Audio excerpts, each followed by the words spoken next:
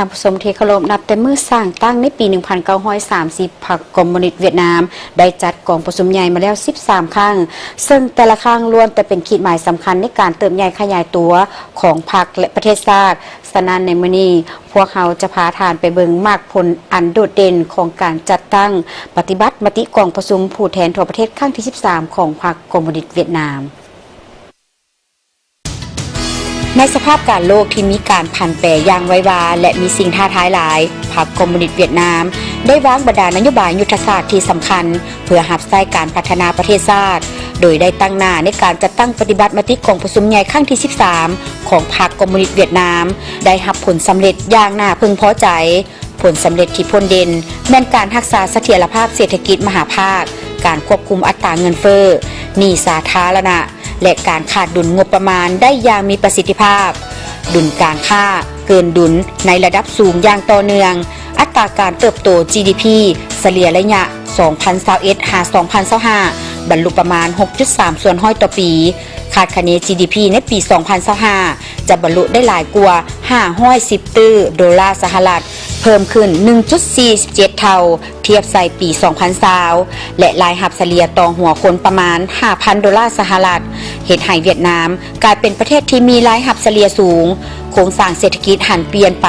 ในทางบวกตามทิศทันสมัยโดยมีอัตราส่วนของอุตสาหกรรมและการบริการเพิ่มขึ้นหลายโครงการและองค์การจัดตั้งเศรษฐกิจที่อ่อนแอ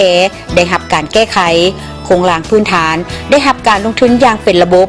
การพัฒนาแขนงเศรษฐกิจเอกชนได้รับการสร้างเงื่อนไขให้มีการขยายตัวกลายเป็นกำลังขับเคลื่อนที่สำคัญของพื้นฐานเศรษฐกิจการพัฒนาวัฒนธรรมสังคมและทรัพยากรมนุษย์ก็ได้รับมากผลที่สำคัญและมีความก้าวหน้าหลายด้านชีวิตการเป็นอยู่ของประชาชนได้รับการยกสูงขึ้นอย่างต่อเนื่องการพัฒนาทรัพยากรมนุษย์ได้รับการเอาใจใส่ปฏิบัติอย่างแท้จริง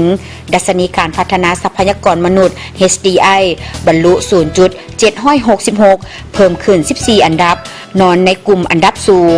ดัชนีความสุขทั่วโลกเพิ่มขึ้น 33 อันดับจัดอยู่อันดับที่ 46 ในจำนวน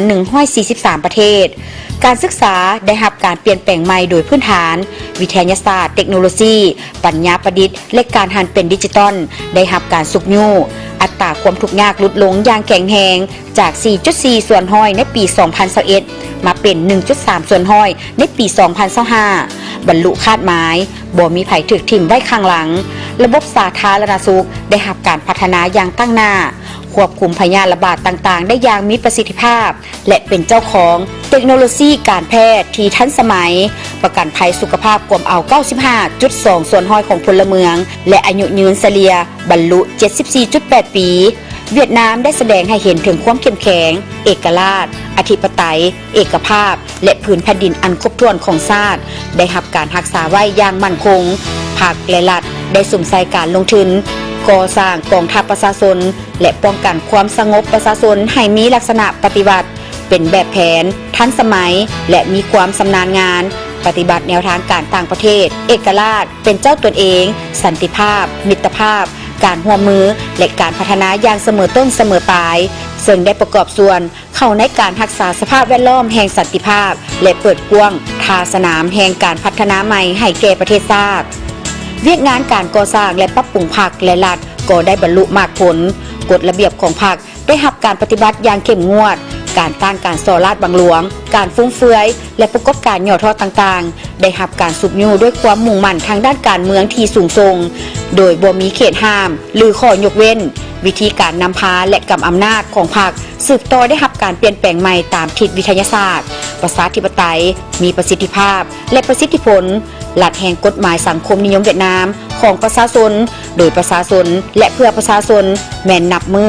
บมีความเข้มงวดหอบด้านและกลมเกี่ยวกว่าเก่ากงจากการจัดตั้งของรัฐได้รับการจัดวางตามทิศกระทัดรัดเข้มแข็งมีสมรรถภาพและประสิทธิผลแต่ศูนย์กลางลงฮอดท้องถิ่นโดยเฉพาะแมนได้จัดตั้งอำนาจการปกครองขั้นศูนย์กลางและท้องถิ่น2ขั้นแขวงและขั้นท้องถิ่นตาแสงเป็นขั้นทำอิฐซึ่งได้ลดพรหน่วยงานลงอย่างหลวงหลาย